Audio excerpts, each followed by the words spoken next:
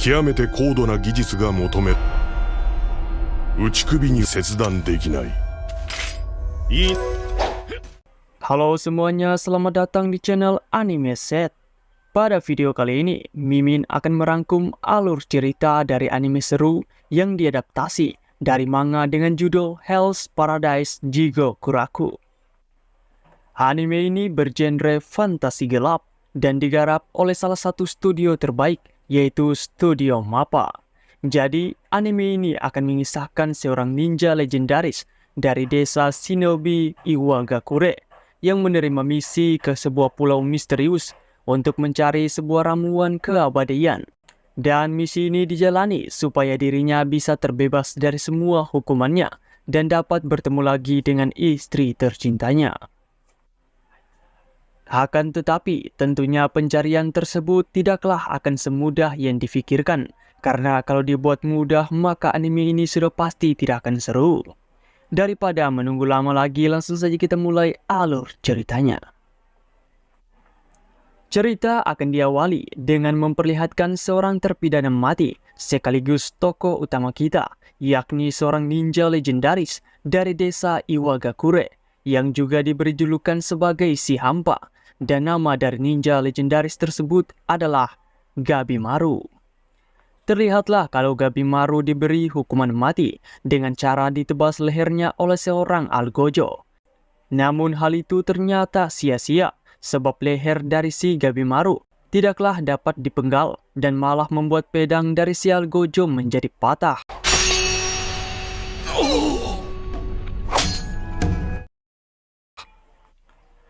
Para petinggi pun terkejut dengan apa yang mereka lihat. Gabimaru juga terlihat bosan dikarenakan dirinya tidak dapat dibunuh. Setelah itu kita pun diperlihatkan sekilas mengenai sosok dari Gabimaru yang adalah ninja terbaik dari desanya dan sudah membunuh banyak sekali orang. Cerita lalu berlanjut kepada Gabimaru yang tengah diinterogasi oleh seorang algojo wanita bernama Yamada Asemon Sagiri. Sagiri di situ membacakan informasi mengenai Gabimaru yang telah diajari teknik membunuh tingkat tinggi sejak dia masih kecil. Gabimaru juga mendapatkan tubuh super kuat yang telah dia peroleh dari hasil pelatihan yang sangatlah mematikan dan juga sudah memakan banyak sekali korban. Selain itu, ternyata Gabimaru juga dapat menggunakan sebuah jurus ninjutsu. Kita pun diperlihatkan Gabimaru yang tengah diberi hukuman mati dengan cara dibakar secara hidup-hidup.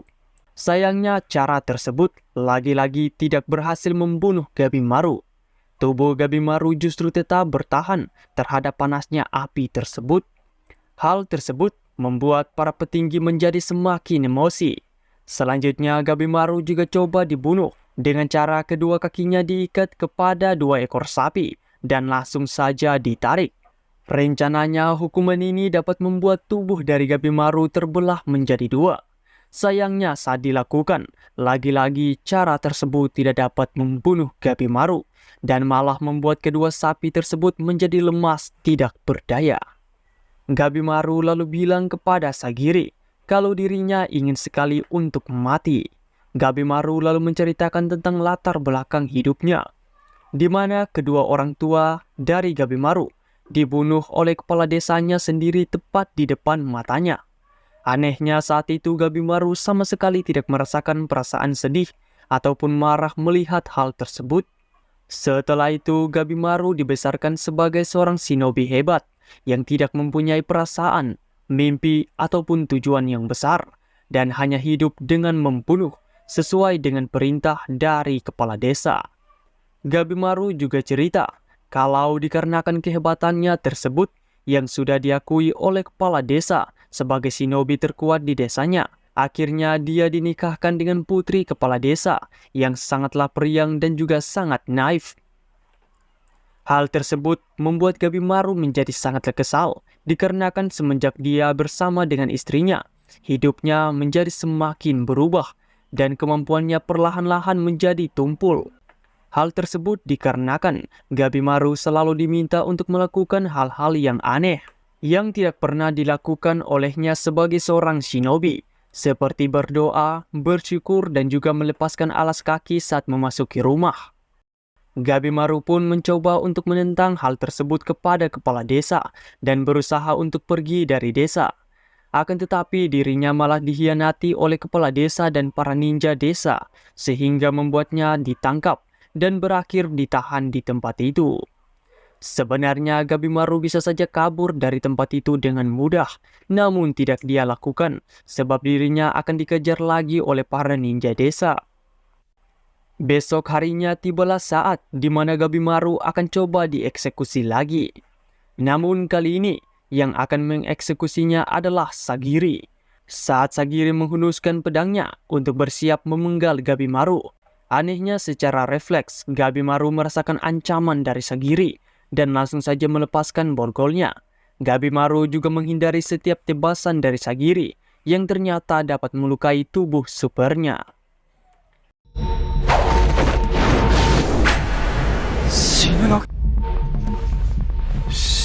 Sagiri pun bilang kalau Gabimaru sebenarnya belum mau mati dan masih ada keinginan untuk tetap hidup.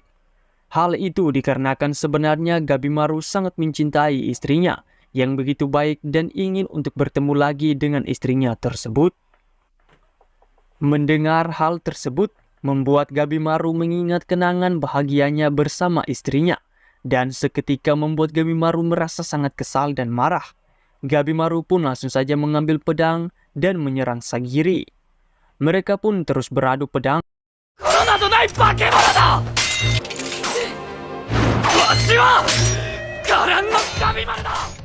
Sampai akhirnya Sagiri mengeluarkan sebuah surat pengampunan resmi yang dikeluarkan langsung oleh Shogun, di mana hukuman dari Gabimaru akan dihapus sepenuhnya, serta juga akan mendapatkan perlindungan dari Shogun. Akan tetapi syaratnya adalah Gabimaru harus pergi ke sebuah pulau yang sangatlah indah dan dijuluki sebagai Pulau Surga, yaitu pulau yang diberi nama Pulau Shinseikyo. Tujuannya adalah untuk mencari ramuan keabadian yang diyakini terdapat di pulau tersebut.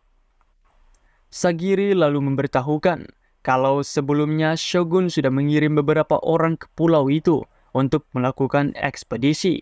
Sayangnya tidak ada seorang pun yang dapat kembali, dan yang kembali hanyalah seorang saja yang secara misterius dikirim kembali.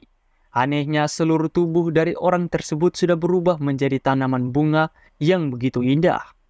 Dan tujuan utama dari Sagiri datang ke tempat ini adalah untuk menawarkan misi tersebut kepada Gabimaru yang merupakan seorang shinobi legendaris dengan kemampuan yang sangat hebat. Selain itu, jika Gabimaru menerima misi ini dan berhasil membawa ramuan keabadian kepada Shogun, maka Gabimaru akan bisa hidup damai bersama dengan istrinya tanpa diganggu oleh satu orang pun.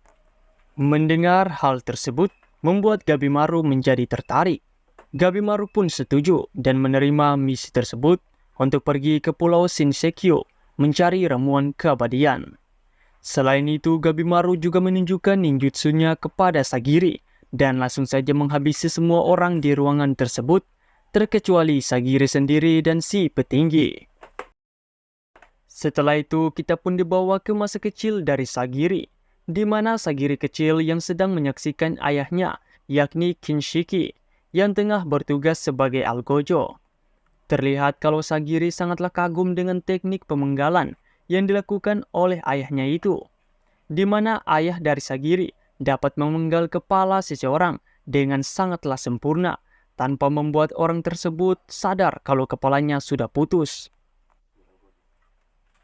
Melihat apa yang dilakukan oleh ayahnya tersebut, membuat Sagiri memutuskan untuk menjadi seorang algojo juga, walaupun dirinya sendiri adalah seorang perempuan. Dan pada akhirnya Sagiri pun tumbuh menjadi seorang algojo wanita. Sayangnya tebasan dari Sagiri sendiri belumlah sempurna dikarenakan masih ada keraguan dan rasa takut setiap kali Sagiri memenggal kepala seseorang. Sagiri pun menjadi bertanya-tanya bagaimana dirinya dapat menghilangkan rasa takut dan keraguan dalam dirinya saat dirinya memenggal kepala dari seseorang seperti yang ayahnya lakukan. Cerita lalu kembali kepada Gabimaru dan juga Sagiri. Gabimaru lalu ditutupi wajahnya dan dibawa untuk berkumpul bersama dengan banyak sekali terpidana mati lainnya. Di situ terlihat juga para algojo dari klan Yamada Ashemon dan juga para petinggi dari Shogun termasuk Shogun itu sendiri. Petinggi Shogun lalu mengatakan mengenai misi ke Pulau Shinseki untuk mencari ramuan keabadian. Dan bagi siapa saja yang berhasil menemukan dan membawa ramuan tersebut kepada Shogun, maka akan mendapatkan pengampunan secara resmi. Dan ternyata alasan dari Sagiri ikut menjadi algojo dalam misi ini dikarenakan dirinya ingin untuk bisa memenggal para terpidana mati yang sangatlah berbahaya tanpa dirinya merasakan ketakutan maupun keraguan saat memenggal kepala para penjahat. Para terpidana lalu diminta untuk membuka penutup wajahnya. Mereka pun lalu diperlihatkan orang yang kembali dari Pulau Shinseki, di mana tubuhnya sudah berubah menjadi tanaman bunga yang sangatlah indah. Dan mengenai pulau tersebut, mereka juga sama sekali tidak memiliki informasi apapun. Mendengar informasi yang tidak jelas tersebut, serta orang yang kembali dari pulau yang menjadi sangatlah buruk, para narapidana pun menjadi sangatlah risih dan mulai memberontak. Salah satu narapidana yang masih kecil lalu berkata, bagaimana jika di pulau itu tidak ada ramuan keabadian? Salah satu narapidana pun memutuskan untuk tidak lagi mengikuti misi tersebut. Namun seketika kepalanya dipenggal oleh seorang algojo. Petinggi Shogun lalu bilang kalau jika mereka menolak mengikuti misi ini, maka mereka akan langsung dipenggal saat itu juga. Dan peraturan tersebut masihlah akan berlaku di Pulau Shinseki. Selain itu, mereka juga akan didampingi oleh satu algojo yang akan langsung mengeksekusi mereka jika mereka mencoba untuk melarikan diri atau saat melakukan hal-hal yang semena-mena. Selain itu juga, mereka juga tidak bisa naik ke kapal untuk pulang jika tidak bersama dengan pengawas mereka. Dan dikarenakan jumlah algojo dari klan Yamada terbatas untuk bisa mengawasi, maka para terpidana pun diminta untuk mengurangi jumlah mereka. Dan secara tiba-tiba para narapidana pun mulai saling membunuh demi mendapatkan tempat di kapal.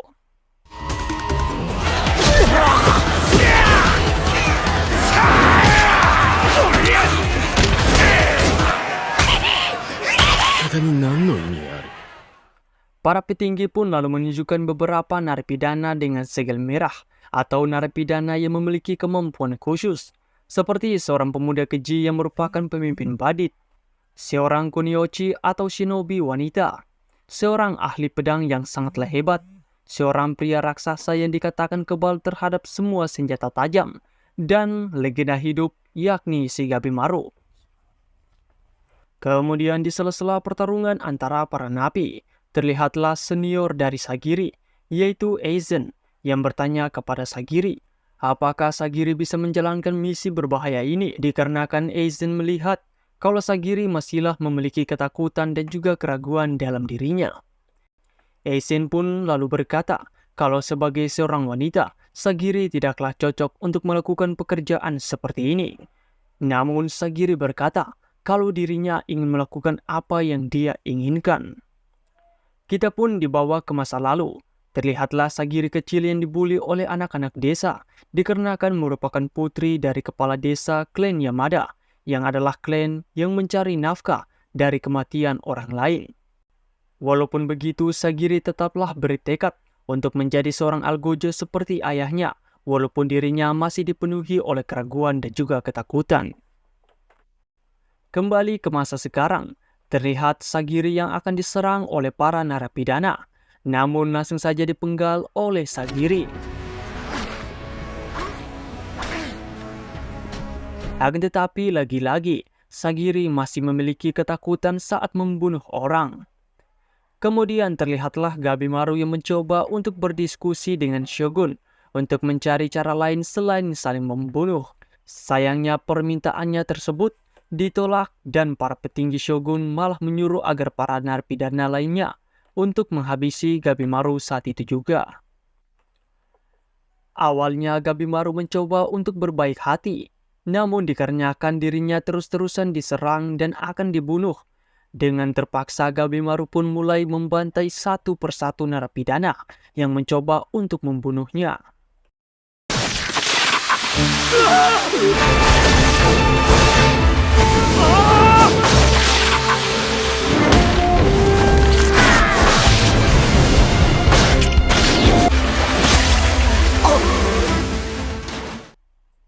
Semua orang pun menjadi sangatlah takut melihat kebrutalan yang dilakukan oleh Gamimaru. Dan pada akhirnya tersisalah 10 orang narapidana yang akan berangkat menuju Pulau Surga, Shinshokyo. Dan ke-10 narapidana ini akan berangkat menuju pulau dengan pengawasannya masing-masing. Mereka pun berangkat menggunakan kapal menuju Pulau Surga. Dan pada akhirnya part kali ini pun bersambung. Silahkan teman-teman nantikan alur cerita selanjutnya lagi. Terima kasih telah menonton dan sayonara.